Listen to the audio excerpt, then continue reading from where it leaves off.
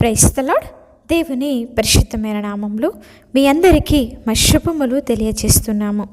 ఈరోజు దేవుని వాగ్దానము, విశ్వాసమందు నిలకడగా ఉండుడి, పౌరుషము గలవారై ఉండుడి, బలవంతులై ఉండిలి. 1 కొరింథీయులకు రాసిన పత్రిక 16వ అధ్యాయము 13వ వచనము. ప్రియ సహోదరి సహోదరులారా, ప్రతి ఒక్క క్రైస్తవులకు కూడా వారి యొక్క ఆత్మీయ స్థితిలో ఎల్లప్పుడూ కూడా మెలకువ కలిగి ఉండాలని, విశ్వాసంలో స్థిరముగా ఉండి ధైర్యము కలిగి దేవుని యొక్క వాక్యంలో ఉన్నటువంటి శక్తిని బలము కలిగి ఉండాలని అపోస్తలుడైనటువంటి పౌలు గారు హెచ్చరిస్తున్నారండి. ప్రతి నిత్యము ఎల్లవేళలా మనము మెలకువగా ఉండాలి.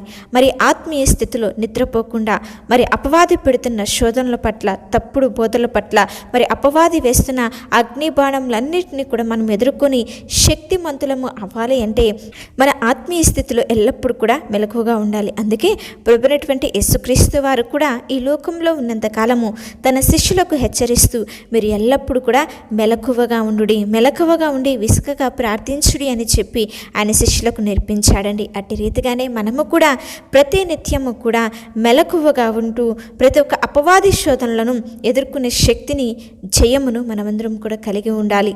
ఎన్ని కష్ట నష్టములు ఎదురైనా, ఎన్ని శోధనలు జీవితంలో వచ్చినా, ఎన్ని అవమానములు, నిందలు ఎన్ని మన కుటుంబాలలో వచ్చినా సరే విశ్వాసమందు స్థిరముగా ఉండగలగాలి. నిలకడగా మనము ఉండి ఆయన మీద నమ్మకము కలిగి, నా దేవుడు నాకు ఎదురైన ప్రతి పరిస్థితులన్నిటిలో నుంచి నడిపించి గొప్పపరిచే దేవుడు, జయమిచ్చేవాడని స్థిరముగా ఏమాత్రము కూడా చెల్లించకుండా మనము ఆయన యందు స్థిరమైన విశ్వాసాన్ని కలిగి ఉండాలండి. అంతేకాకుండా ఎలాంటి పరిస్థితులు ఎదురైనా, ఎలాంటి శోధనలు ఎదురైనా భయపడకుండా, దిగులు చెందకుండా కష్టాలను మనము ధైర్యంగా ఎదుర్కోవాలి. ప్రతి ఒక్క నిందను కూడా మనము ధైర్యంగా ఎదుర్కొని దేవుని యొక్క కృపలు, పరిశుద్ధాత్మ శక్తి ద్వారా ఆత్మీయ స్థితిలో మనము ఉన్నతముగా బలముగా ఉండాలని అపోస్తలుడైనటువంటి పౌలు గారు మనందరికీ కూడా తెలియజేస్తున్నారు. నిజమే, మనము ఎంత ప్రార్థన చేసినా కూడా మరి కొన్నిసార్లు మనకి అవిశ్వాసం అనేది వచ్చేస్తుంది కదండి. ఈ కార్యము జరుగుతుందా, లేకపోతే ఈ అనారోగ్య పరిస్థితులు తొలగిపోతాయా, నా కుటుంబంలో ఈ మేలులను నేను పొందుకుంటానా అని అవిశ్వాసం వచ్చేసి నమ్మకము లేకుండా దేవుని యొక్క శక్తిని కోల్పోయే వారంగా ఉంటాం. అయితే ఇక్కడ పౌలు అంటున్నాడు కదా, మీరు ఎలాంటి పరిస్థితి వచ్చినా సరే మెలకువగా ఉండి విశ్వాసమందు స్థిరముగా ఉండి పౌరుషము కలిగి బలవంతులై ఉండి అనే వాక్యం మనకి బోధిస్తుంది. నిజమే, మనము ఎల్లప్పుడూ కూడా ధైర్యంగా ఉండాలి, బలముగా ఉండాలి, దేవుని యొక్క శక్తిని మనము పొందుకోవాలి. మరి పరిశుద్ధ లేఖనంలో విశ్వాసము ద్వారా రాజ్యములను జయించారు, విశ్వాసము ద్వారా మరి పునాదులు కలిగిన పట్టణాలకై వేచి చూశారు, విశ్వాసము ద్వారా ముసలి ప్రాయములో మరి దేవుడు అనుగ్రహించినటువంటి బహుమానములను పొందుకున్నారు. ఒక అబ్రహాము గారు కానీ, శారా కానీ, నోవాహు, రాహాబు, మరి యాకోబు, ఇస్సాకు, ఇలా అనేక మంది విశ్వాసము ద్వారా దేవుని యొక్క మేలులను, ఆశీర్వాదములను పొందుకున్నారండి. ఈరోజు మన జీవితాలలో కూడా విశ్వాసము కనుక ఉండగలిగినట్లయితే మనము కూడా ఎన్నో దీవెనలను, ఆశీర్వాదములను పొందుకుంటాము. భయము ఉన్న చోట విశ్వాసానికి అవకాశం ఉండదు. కనుక మనం ఏమాత్రం కూడా పరిస్థితులకు భయపడకుండా, చెడియకుండా విశ్వాసంలో కనుక మనము నిలబడగలిగినట్లయితే దేవుడే తన యొక్క శక్తిని మనకు అనుగ్రహించి నడిపించి బలపరిచే దేవుడై ఉన్నాడు. మరి ఒకానొక సమయంలో ప్రభువైనటువంటి యేసుక్రీస్తు వారు అలాగే శిష్యులందరూ కూడా సముద్ర మార్గంలో ప్రయాణిస్తున్నప్పుడు ఉన్నట్టుండి ఒక్కసారిగా ఆ సముద్రంలో తుఫాను చెలరేగింది. శిష్యులు భయపడిపోతున్నారు. అయ్యో, మేము చనిపోబోతున్నాము, ఈ తుఫాన్ ఏంటి ఇంత భయంకరంగా ఉందని చెప్పి దిగులు పడుతూ భయపడిపోతూ ఆయన వెళ్ళి లేపినప్పుడు ఆయన అంటాడు కదా, మీకు విశ్వాసము లేదా, మీ విశ్వాసము ఎక్కడా అని చెప్పి తన శిష్యులను ప్రశ్నిస్తాడండి. ఆయన ఎప్పుడైతే లేచి ఆ యొక్క గాలిని గద్దించగానే తుఫాన్ అంతా నిమ్మలమైపోయింది. అప్పటి వరకు ఆయనతో ఉన్నారు.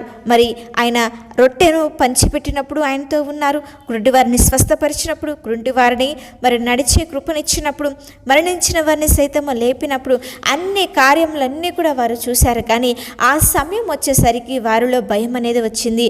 భయము రావటం వల్ల దేవుని యొక్క కార్యములను మరచిపోయారు, ఆయన విశ్వాసమును వాళ్ళు కోల్పోయారండి. కానీ మనం అలాగ ఉండకూడదు. ఆయన అప్పటికే హెచ్చరించారు, మీ మీతోనే ఉన్నాను కదా, మీ విశ్వాసం ఎక్కడా అని ఆయన హెచ్చరిస్తున్నట్లుగా మనము కూడా నిజమే ఈరోజు మనం విశ్వాసంలో ఎలాంటి పరిస్థితిలో ఉన్నాము, నిలకడగా ఉన్నామా, స్థిరముగా ఉన్నామా, లేకపోతే శ్రమలు, శోధనలు, ఇబ్బందులు వస్తున్నాయి అని చెప్పి భయపడిపోతున్నామా?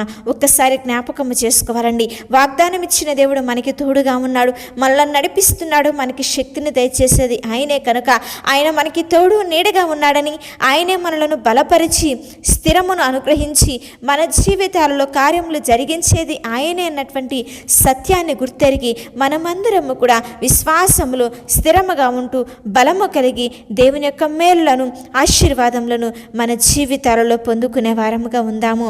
అట్టి కృప ఆయన మనందరికీ అనుగ్రహించునుగాక. చిన్న ప్రార్థన చేసుకుందాం.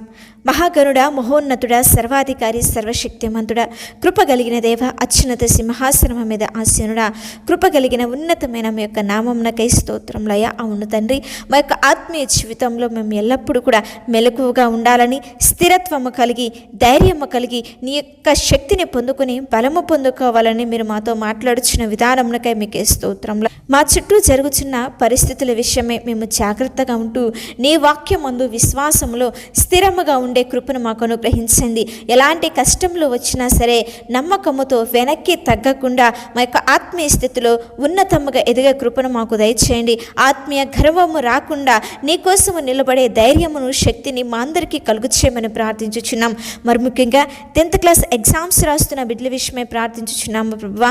బిడ్డలకు మంచి జ్ఞానమును దయచేయండి, తెలివిని అనుగ్రహించండి. ఎగ్జామ్స్ రాస్తున్న ప్రతి ఒక్కరి చుట్టూ నీ కాపుదల మీరు అనుగ్రహించి ప్రతి ఒక్కరు కూడా మంచి పర్సెంటేజ్తో పాస్ అవుటకు నీ కృపను దయచేయండి. చేస్తున్న వ్యాపారాలలో, ఉద్యోగాలలో అభివృద్ధిని కలిగించి వారు చేస్తున్న ప్రతి ఒక్క పనులను దీవించి ఆశీర్వదించి మంచి గర్భఫలములు అనుగ్రహించి బిడ్డల పట్ల ఉన్నతమైన కార్యములను జరిగించి కృప చూపించి ఆశీర్వదించి మేలులతో నింపమని మా ప్రభువును ప్రియరక్షకుడైన యేసుక్రీస్తు వారి నామంలో అడిగి వేడుకొని ప్రార్థించుచున్నాము తండ్రి. ఆమేన్. అలాగే మీ యొక్క ప్రార్థన అవసరతలు మాకు తెలియజేసిన యెడల మేమందరము కూడా మీ గురించి ప్రార్థిస్తాము. దేవుని ఉన్నతమైన కృప మీకు, మీ కుటుంబాలకు తోడై ఉండి నడిపించునుగాక. ఆమేన్.